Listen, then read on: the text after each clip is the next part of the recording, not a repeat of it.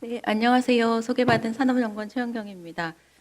지난 70년간 한국은 세계에서 가장 빠르게 산업구조 전환을 이뤄낸 나라입니다. 그런데 우리는 정작 어떻게 이것이 작동했는지 충분히 설명하지 못했습니다. 따라서 오늘 발표는 단순히 한국 산업정책의 역사만을 소개하는 자리가 아니라 이러한 조금 더 근본적인 질문을 다루려고 합니다. 오늘 저희 연구원 개원 50주년을 기념해서 출간된 한국의 산업정책사 프로젝트를 바탕으로 그 핵심 내용과 분석적 관점을 간략히 말씀드리겠습니다. 앞서 정은미 박사님께서 발표하신 산업발전사와 시리즈로 출간된 이 프로젝트는 발전사보다는 작은 규모이지만 약 2년에 걸쳐서 많은 연구자들이 함께 만들어낸 결과물입니다. 한국 산업정책사를 장기적이고 체계적으로 정리한 연구는 사실 많지 않습니다. 이 연구가 아마 그 첫 시도로서 다소 부족할 수는 있지만 앞으로 한국 산업정책 연구를 위한 하나의 출발점이자 기반이 되기를 기대합니다. 발표 구성은 슬라이드에서 보시는 것처럼 4파트로 구성되어 있습니다. 시간이 길지 않으니 바로 시작하겠습니다. 앞의 연사들께서도 언급하신 것처럼 산업정책이 글로벌 담론의 중심으로 다시 돌아왔습니다. 이는 단순한 정책의 유행이 아닙니다. 글로벌 환경 자체가 바뀌었기 때문입니다. 슬라이드에서 보시는 것처럼 공급망 파편화, 그다음에 기술 패권 정쟁, 그린 디지털 전환, 이러한 4가지 거대한 흐름이 정책 의제를 근본적으로 재편하고 있습니다. 과거 산업정책이 특정 산업 육성에 집중했다고 하면 지금은 훨씬 복잡하고 다층적인 문제들이 얽혀 있습니다. 이 변화들에는 공통점이 있습니다. 이 4가지 흐름은 모두 민간기업 단독으로는 해결하기 어려운 그 집합적 조정의 문제를 내포하고 있다고 할 수 있습니다. 시장만으로는 해결되지 않는다는 것입니다. 국가안보와 지속가능성이라는 새로운 가치가 산업정책에 요구되면서 국가의 역할이 다시 확대되고 있습니다. 한국뿐만 아니라 전 세계 주요국들이 이 흐름에 맞춰서 자국의 산업 생태계를 다시 재정비하고 있습니다. 이러한 맥락에서 오늘 저희가 준비한 한국 산업정책의 경험이 의미 있는 시사점을 드릴 수 있을 것이라고 생각합니다.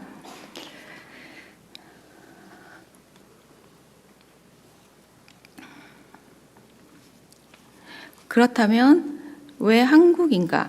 저희의 답은 이 슬라이드의 한 문장입니다. 한국이 특별한 예외 사례라서가 아닙니다. 산업정책이 실제로 어떻게 작동하는지를 가장 선명하게 보여주는 사례이기 때문입니다. 한국은 원조 수혜국에서 출발해서 최첨단 전략산업국가로 도약한 역사적 가장 급격한 산업구조 전환을 이뤄낸 나라입니다. 그 과정에서 정책의 변화와 지속이 동시에 나타나고 환경이 바뀔 때마다 정책을 버리는 것이 아니라 끊임없이 적응시켜 왔습니다.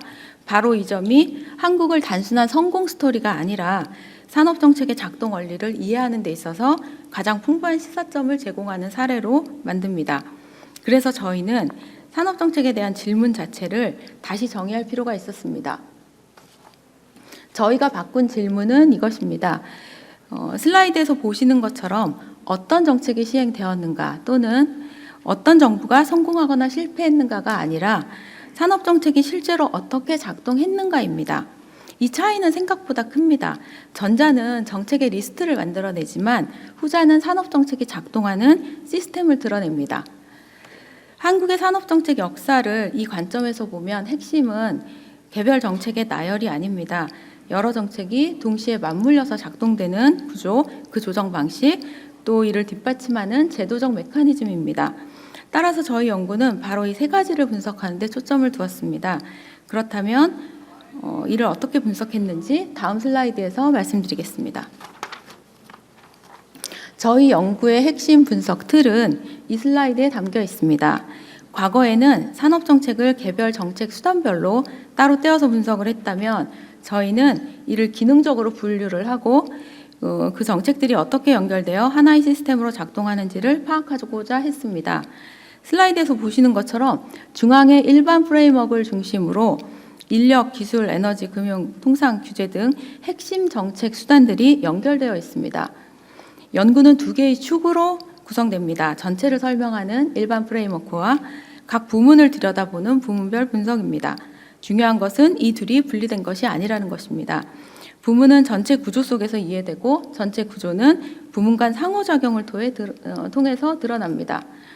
결국 산업정책은 분석 단위가 아니라 연결 구조로 이해를 해야 합니다. 그리고 이 관점에서 보면 역사도 다르게 보이기 시작합니다. 다음 페이지입니다. 이 슬라이드는 한국의 산업정책 70년을 4단계로 구분한 것입니다.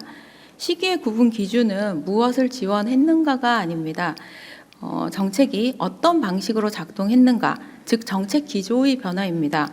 태동기, 적극적 산업정책기, 시장 보완 산업정책기, 혁신 촉진적 산업정책기, 이 4단계를 관통하는 흐름을 한마디로 요약을 하면 정부의 역할이 강력한 직접 개입에서 시스템 설계자로 변모해온 과정입니다. 각 시기를 하나씩 살펴보겠습니다. 1단계 태동기, 48년부터 60년까지입니다. 슬라이드에서 보시는 것처럼 이 시기는 전후 복구와 수입 대책, 기초산업 육성이 핵심 과제였습니다. 그런데 중요한 것은 무엇을 지원했느냐가 아니라 어떻게 작동했느냐입니다. 이 시기 정부는 제한된 재정과 외환 제약 속에서도 관세와 수익 규제를 방어막으로 삼고 재정과 보조금을 선별적으로 배분하는 방식으로 산업 형성의 초기 조건을 만들어 나갔습니다. 정책의 규모는 작았지만 자원 배분의 방향을 국가가 설정했다는 점에서 이후 적극적인 산업정책의 원형이 된 시기입니다. 두 번째, 적극적 산업정책기 61년부터 79년입니다. 수출주도 성장과 중화공업화로 잘 알려진 이 시기의 핵심은 선택과 집중이라는 메커니즘이 가장 강력하게 작동한 시기입니다. 정부는 재정, 금융, 무역, 기술, 지역정책을 하나의 패키지로 묶어서 국가가 선정한 전략 산업으로 자원을 집중시켰습니다. 개별 기업을 지원하는 수준이 아니라 자본 배분, 수출 목표 설정, 그리고 기술 도입 경로까지 국가가 직접 조율하는 강력한 국가 주도 조정이 작동했습니다. 이를 통해서 경제 전체의 체질을 바꾸는 구조 전환이 가능했습니다. 3단계 시장 보완 산업정책기입니다. 80년부터 2000년까지 슬라이드에서 보시는 것처럼 이 시기의 가장 중요한 특징은 정부 개입이 사라진 것이 아니라 재편되었다는 것입니다. 특정 산업을 선별해서 자원을 집중하던 방식에서 벗어나 경쟁 촉진, 생산성 향상, R&D 지원과 같은 기능적인 수단을 통해서 시장을 보완하는 방식으로 조정의 메커니즘이 달라졌습니다. 정책금융은 줄이되 세제의 유인은 확대하고 산업별 직접 지원보다 기술과 인력 같은 수평적 기반을 강화하는 방향입니다. 다만 이것이 국가의 후퇴를 의미하지는 않습니다. 아시아 외환위기 같은 위기 국면에서는 정부가 다시 직접 조율사로 나서는 유연성을 유지했습니다. 즉 메커니즘이 사라진 것이 아니라 조건에 따라 작동 방식을 전환할 수 있는 구조로 재편된 것입니다. 4단계 혁신 촉진적 산업정책기입니다. 2001년부터 최근까지 슬라이드에서 보시는 것처럼 반도체, 배터리, 바이오 같은 핵심 전략 기술에 대한 지원이 강화된 시기입니다. 그런데 이전 시기와 결정적으로 다른 것은 정부의 작동 방식입니다. 정부는 직접 사업을 선택하고 이끄는 역할에서 벗어나서 R&D 지원이나 인적자원 육성, 규제 샌드박스와 같은 제도적인 인프라를 통해서 민간의 혁신이 일어날 수 있는 시스템 자체를 설계하는 역할로 이동했습니다. 여기에 더해 공급망 안보와 그린 전환이라는 새로운 과제가 등장하면서 혁신 생태계 설계와 선별적 개입을 다시 결합하는 방식도 나타나고 있습니다. 이 4가지 단계를 통해서 확인할 수 있는 것은 한국의 산업정책사는 정부가 어디까지 개입할 것인가를 끊임없이 재조정하면서 최적의 역할을 찾아온 과정이라는 것입니다. 이 슬라이드를 보시면 각 부문별 성과와 과제를 보실 수 있습니다. 글씨가 작아서 잘 안 보이실 수 있습니다. 저희가 9개 부문별 분석만 약 그 500페이지 정도인데요. 제가 한 페이지로 압축한 것입니다. 시간이 별로 많지 않아서 이 부분은 실제 저희 이 부분이 연구에서 공을 많이 들인 부분입니다. 오늘 시간 관계상 충분히 소개를 하지 못해서 아쉽지만 관심 있으신 분들께서는 원본 보고서를 통해서 더 깊이 살펴보시기를 바랍니다. 저희 연구가 발견한 한국 산업정책의 핵심 특징은 산업정책이 개별 정책의 집합이 아니라 하나의 시스템이라는 점입니다. 슬라이드에서 보시는 것처럼 이 시스템은 4가지 요소로 구성됩니다. 고밀도 정책 조합, 개입보다는 조정, 적응을 통한 지속성, 그리고 제도 간 통합입니다. 한마디로 한국의 산업정책은 조정된 통합으로 작동해 왔습니다.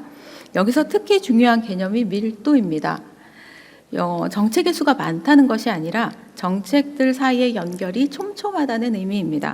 그래서 한국 산업정책 모델을 이해하는 핵심은 개입의 강도가 아니라 조정의 품질입니다. 물론 초기에는 그렇지 않았습니다. 앞서 살펴보신 것처럼 60, 70년대에는 자원 배분부터 수출 목표 설정까지 국가가 직접 통제하는 강력한 개입이 중심이었습니다. 그러나 시간이 흐르면서 직접 개입은 점차 줄어들고 정책들 간의 조정과 연계가 핵심 메커니즘으로 자리 잡아왔습니다. 즉 개입보다 조정은 한국 산업정책의 출발점에서가 아니라 70여 년에 걸쳐 진화해온 방향성입니다.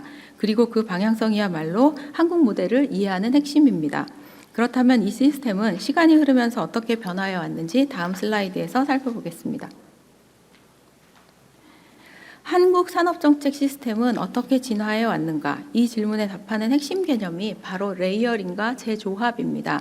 한국 산업정책은 선형적으로 발전하지 않았습니다.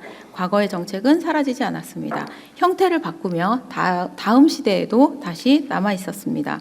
이것이 레이어링입니다. 그리고 그렇게 축적된 정책들이 새로운 환경에서 다시 결합됩니다.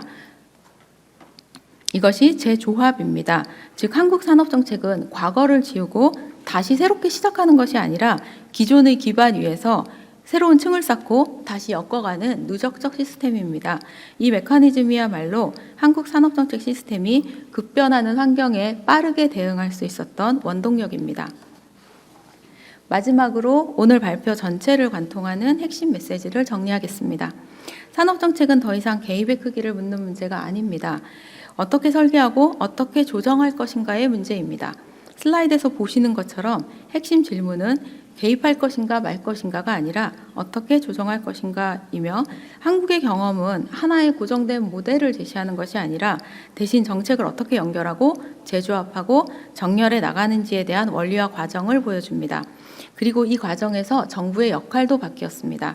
직접 선택하고 통제하는 자가 아니라 민간 혁신을 촉진하고 전체 생태계를 조율하는 조정자이자 시스템 설계자로서의 역할입니다. 미래의 산업정책은 통제가 아닌 정책 시스템 디자인에 있습니다. 이것이 한국의 경험이 오늘날 우리에게 주는 가장 중요한 교훈일 것입니다. 경청해 주셔서 감사합니다.